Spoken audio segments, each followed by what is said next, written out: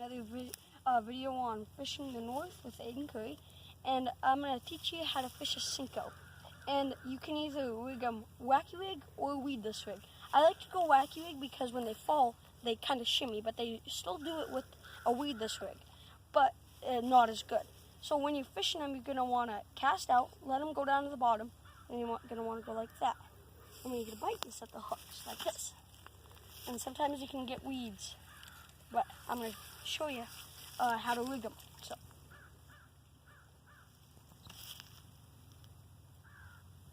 this is a wacky rig. You just put the hook through the right in the center of it. Then a weedless rig is you go to the end that's flat right there, push it into the bend right there. See the bend? And then you push it through, come up to where, and I'm using a 6/0 right now, 6/0 hook, and just push it up to there where the eyelid is right there. Then you kind of bend your worm, stick it through, and then it's in there. And then you kind of take and hump your worm up on the hook, and then run your finger over it. And if you get hooked, you didn't do it right. But if you don't get hooked, you did it perfectly fine.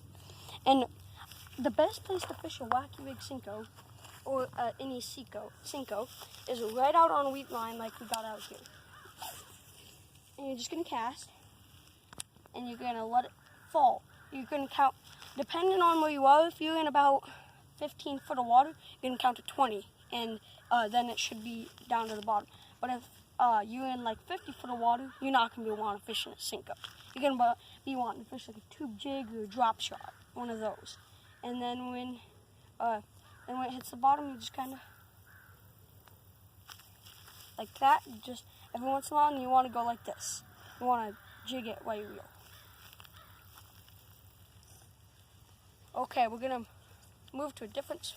We're gonna cast out not quite as far as it. Because if you notice, I'm getting weeds and lots of them.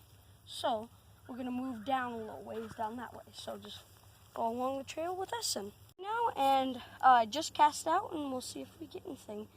I think we're getting something.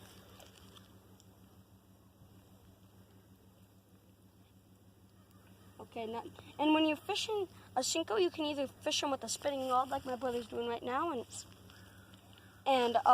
or you can fish with the bait caster, which I'm doing right now. So, yeah, and a lot of times you can get pretty good fish on a sinko, but also you can catch dinks. It depends on whether or not you do.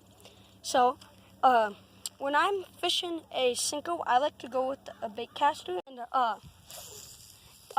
this is just a regular old blue speed spool, and it's rigged up with 10-pound tests. Not 10 pound, I mean 17-pound.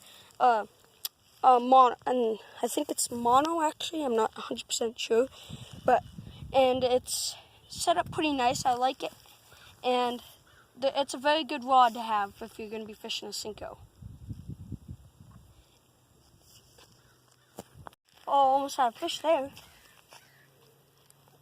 a pretty good one, felt like.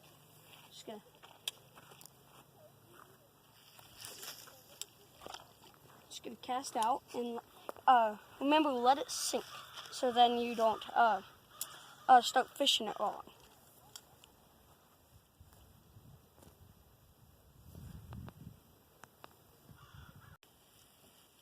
We're gonna move down a little ways right here.